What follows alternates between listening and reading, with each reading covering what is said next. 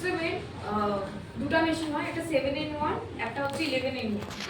তো এগুলো হচ্ছে নবগুলোর নাম, ঠিক আছে? যাদের কাছে যারা পুরনো তারা জানো, নতুনরা এটা নোট করে নেওয়া। সবার প্রথমে হচ্ছে অক্সিজেন স্প্রে, সেটা হচ্ছে এটা, ঠিক আছে? অক্সিজেন স্প্রের কাজ হচ্ছে আমাদের স্কিনটাকে ক্লিন করা। শুধু এটা ক্লিন করে না, এটা ডিপ ক্লিন করে। কিরকম? যে নর্মাল যে মেশিনগুলো যেগুলো এখন চলছে, ঠিক আছে, যেটা হচ্ছে কোরিয়ান মেশিন বলে, সেখানে দেখবো এটার প্রেশারটা অনেকটা হালকা থাকে। আমি যখন ডেমো করবো তখন বুঝতে পারবো এটার প্রেশারটা কতটা বেশি। বা এখানেও যদি দেখাই, সুইচটা দাও তো, এটার প্রেশারটা এতটাই বেশি যে ডিপ ক্লিনস যখন করে তখন হচ্ছে এটা হচ্ছে নর্মাল এটাতে আছে, এখন একটু হালকা ভাবে পড়ছে না। এটা হচ্ছে মেইন কোরিয়ান মেশিনে এরকম হালকা ভাবেই যায়।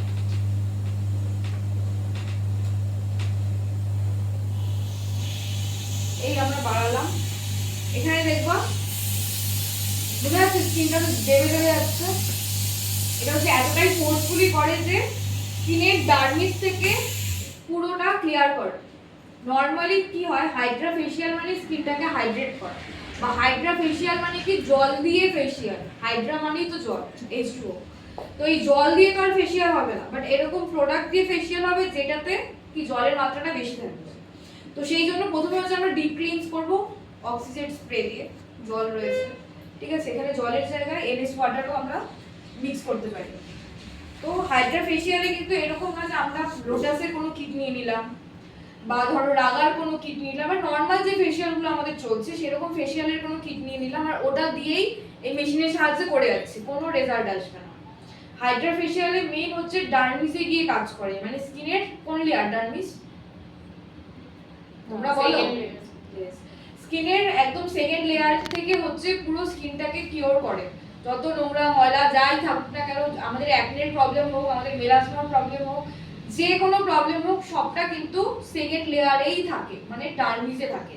এবার ডার্মিস থেকে ব্যাপারটা কিওর যতক্ষণ না হচ্ছে ততক্ষণ নর্মাল ফেশিয়াল বা কিছুতে কিন্তু ওই অ্যাকনে কমবে না, বা অ্যাকনের স্পট কমবে না, স্কারগুলো যেগুলো রয়ে যায় এগুলো কিন্তু হাইড্রা ফেশিয়ালে পসিবল। বাট হাইড্রা ফেশিয়ালের অনেকগুলো ধাপ থাকে, ওই ধাপে গিয়ে গিয়ে পরপর করলে কিন্তু হবে। ধন্যবাদ। এই ফার্স্ট হলো অক্সিজেন স্প্রে কাজ হচ্ছে আমরা স্কিনটাকে পুরো ডিপ ক্লিনস করব। যখন আমরা ক্লিন করব ওপর থেকে নিয়ে ডিপ ক্লিনের সময় একদম সামনে নিয়ে আসবো, দেখো স্কিন দেবে যাচ্ছে আর তারপরে থেকে হচ্ছে পুরো ক্লিন হওয়া শুরু হচ্ছে। শুধুমাত্র পুরো মানে হাইড্রা ফেশিয়াল, পুরো হাইড্রা ফেশিয়াল করলে যে রেজাল্টটা, সেটাই একটা নবের রেজাল্ট চলে আসে। যে কারোর স্কিনে যদি আমি এখন করি, স্কিনটা দেখবো এতটা হাইড্রেট হয়ে যাবে যে ওখানেই খুব গ্লো করতে শুরু হয়ে যাবে, শুধুমাত্র এই নবটা ইউজ করেই হয়েছে। একটা তো আরো অনেক কিছু আছে। আচ্ছা, নেক্সট আছে আমাদের সনিক স্ক্রাবার। আমরা যে ফেশিয়ালে স্ক্রাব করি সেটা হচ্ছে হাইড্রা ফেশিয়ালের এইটা দিয়ে হচ্ছে আমরা স্ক্রাব করব, সনিক স্ক্রাবার, ঠিক আছে? এটা হচ্ছে স্ক্রাবের জন্য। সেটা এবার দুই রকম ভাবে হয়, একটা হচ্ছে আমরা স্ক্রাবারটাকে অ্যাপ্লাই করব, তারপরে এটা থেকে স্ক্রাব করব। এটা দিয়ে শুধু স্ক্রাব হবে সেটা না, মাসাজের টাইমও যদি মনে হচ্ছে আমরা হাত দিয়ে এখন মাসাজ দিব না, তো আমরা এটা দিয়েও মাসাজ দিতে পারি। তো দুটো, কিন্তু হাতের মাসাজটা হাতেরই মাসাজ, স্কিন টাইট হবে, এটা হবে, সে আমরা মেশিন দিয়ে যতই যা করি, কিন্তু হাতের যে প্রেসারটা ওটা হাত তো ইউজ হবেই। হাইড্রা মানে যে একদমই হাত ইউজ হচ্ছে না সেটা না, মাসাজের টাইমে হাত ইউজ করতেই হবে। নেক্সট কি আছে? Radio frequency. আচ্ছা, এটা তো পরে, এটা তোমাদের তোমরা যে মেশিনটা ধরো কিনবা সেটাতে রেডিও ফ্রিকোয়েন্সির অতটা বেশি কাজ থাকবে না। আল্ট্রাসাউন্ড হচ্ছে এটা। এবার ধরো আমরা কোনো প্রোডাক্ট দিলাম, এই যে বললাম যে স্কিনের সেকেন্ড লেয়ারে গিয়ে কাজ করে। এবার এই আল্ট্রাসাউন্ডের কাজ হচ্ছে যে কোনো প্রোডাক্ট কে পেনিট্রেট করবে ডার্মিসে, ঠিক আছে? এবার ধরো আল্ট্রাসাউন্ড দিয়ে আমরা যখন কাজ করব, আমরা মাসাজ করছি বা কোনো সিরাম অ্যাপ্লাই করছি। নর্মালি কি হয় ফেশিয়ালে, যে কোনো একটা সিরাম মানে প্যাকেজিং এ যেটা থাকে, যে সিরাম থাকছে সেটাকে আমরা ডাইরেক্ট অ্যাপ্লাই করছি, হাতে একটু মাসাজ করে ছেড়ে দিচ্ছি, ওটা কিন্তু এপিডার্মিসেই রয়ে যায়, ডার্মিসে গিয়ে কোনো রকম কাজ করে না। এই আল্ট্রাসাউন্ডটার কাজ হচ্ছে যে যে প্রোডাক্টটি আমরা ইউজ করছি না কেন, সেটা ক্রিম হোক, সিরাম হোক, যেটাই হোক না কেন, সেটা স্কিনের ভেতর অবধি পেনিট্রেট করে। নেক্সট হচ্ছে কোল্ড হ্যামার। হ্যাঁ, কোল্ড হ্যামারের কাজ হলো, এক তো এটা খুব ঠান্ডা একটা ব্যাপার দিবে, মেন ওর কাজ হচ্ছে প্রোডাক্টটাকে সিল করা। ধরো একটা সিরাম আমরা ট্রিটমেন্ট সিরাম আমরা অ্যাপ্লাই করছি, আসবো আস্তে আস্তে সিরামগুলো আনতো। এখানে কয়টা সিরাম আছে? অ্যাকনের সিরামটা আছে? হ্যাঁ আচ্ছা তিনটা দিয়ে বুঝাই দিচ্ছি, বাদ বাকি বুঝবো। এবার ধরো যে কোল্ড হ্যামার দিয়ে কোনো একটা সিরাম আমরা অ্যাপ্লাই করলাম, তারপর আমরা কোল্ড হ্যামার অ্যাপ্লাই করবো যাতে প্রোডাক্টটা ডার্মিসে গিয়ে লক হয়ে যায়। ও লক হবে, তারপরে আস্তে আস্তে রেজাল্ট পেতে শুরু হবে। ঠিক আছে, ক্লায়েন্ট আজকে হাইড্রা করবে, কালকেই রেজাল্ট পাবে এটা না, সাথে সাথে ও বুঝতে পারবে যে স্কিনটা কতটা পরিষ্কার হচ্ছে। আপনি যখন ওর স্কিনে করবো তোমরা সেই জিনিসটা বুঝতে পারবে যে কতটা স্কিনটা ক্লিন হচ্ছে। তো কোল্ড হ্যামারের কাজ কি? স্কিনে লক করে বলো, শুনেই যাচ্ছ, বলছো আর না। আচ্ছা, তারপরে ইলেকট্রো পোরশন হচ্ছে এটা, এই দুটা। এটা হাইড্রা ফেশিয়ালে কিন্তু মেন কাজ হয় না, ঠিক আছে? এটা তোমাদের অতটা দরকার পড়বে না, যেহেতু 11-in-1 মেশিন, আমার এই ইন্ডিয়ান মেশিনে এগুলো সব কিছু রয়েছে, তার জন্য আমি এগুলার পুরোপুরি ডিটেলস তোমাদেরকে দিয়ে দিচ্ছি। তোমরা মানে কোরিয়ান মেশিন দিয়ে কাজ করবে বা কিছু করবে, ওগুলোর অতটা বেনিফিট থাকে না, কারণ অতটা পেনিট্রেট করতে পারে না। ঠিক আছে, ওইখানে মেশিনে শুধু মানে এগুলো থাকবে হয়তো কোল্ড, মানে অতটা কাজ ফ্রিকোয়েন্সি অতটা বেশি না যেটা ডার্মিস অবধি যেতে পারে।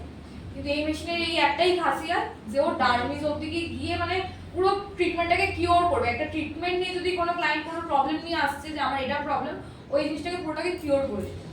এবার ইলেকট্রো পোরশনের কাজ হচ্ছে যে যতটা হচ্ছে আল্ট্রাসাউন্ড, ধরো আল্ট্রাসাউন্ড 30-40% যদি পেনিট্রেট করছে প্রোডাক্টটাকে ডার্মিসে, তাহলে ইলেকট্রো পোরশন পুরোপুরি 80-90% পেনিট্রেট করে দেবে।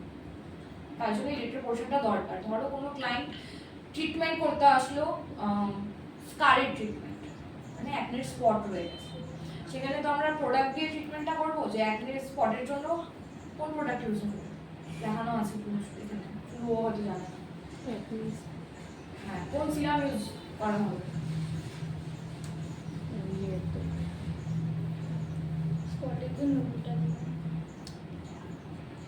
অ্যাকনে স্পটের জন্য হচ্ছে গ্লুটাথিয়ন ইউজ হবে। তোমাদের এগুলো মনে রাখতে লাগবে যে কোন সিরামটা কোন কাজে যাবে।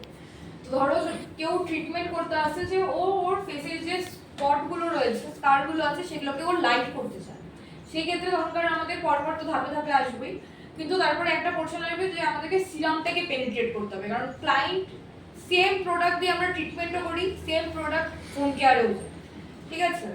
এবার হোম কেয়ারে ক্লায়েন্ট কি করবে? জাস্ট সিরাম নিয়ে ফেসে এইভাবে মাসাজই তো করবে, সেটা ওর হাতের মাসাজে প্রোডাক্টটা হচ্ছে মলিকুলারগুলো এতটাই ছোট যে ডার্মিস অবধি যায়, পৌঁছায় যে তা না সেটা না, কিন্তু কিছুটা হয়তো পৌঁছাবে, ঠিক আছে, হাতে। কিন্তু যখনকার আমরা এখানে ট্রিটমেন্ট দিচ্ছি, এই ইলেকট্রো পোরশন যদি আমরা ইউজ করছি বা আল্ট্রাসাউন্ড যদি আমরা ইউজ করছি, তখনকার ওর ডার্মিস অবধি 80-90% সিরামটা ডাইরেক্ট পেনিট্রেট হবে। তাহলে ওর যে স্কারটা আছে ওটা আরো তাড়াতাড়ি লাইট হওয়ার কাজ করবে। এবার মাসে একটা দিনও আমাদের থেকে ট্রিটমেন্ট নেবে, ডেলি আসবে না পেনিট্রেট করার জন্য, তার জন্য ও হোম কেয়ারে ডেলি ওটা ইউজ করবে। মলিকুলার ছোট, ডার্মিস অবধি পৌঁছাবে, কিন্তু হয়তো খুব বেশি অবধি পৌঁছাবে না ডার্মিসে। 20-30% ওর হাতে যতটা বিশালভাবে মাসাজ করবে ততটুকু যাবে। বাট আমরা হচ্ছে এই মেশিন দিয়ে, ইলেকট্রো পোরশন দিয়ে কিন্তু 80-90% প্রোডাক্ট পেনিট্রেট করতে পারি, আর রেজাল্ট 100% আসবেই। যখনকার আমি এটা দিয়ে কাজ করছি, আমি গ্যারান্টি দিয়ে বলতে পারবো তোমার যদি এই স্পটটা থাকছে তো তোমার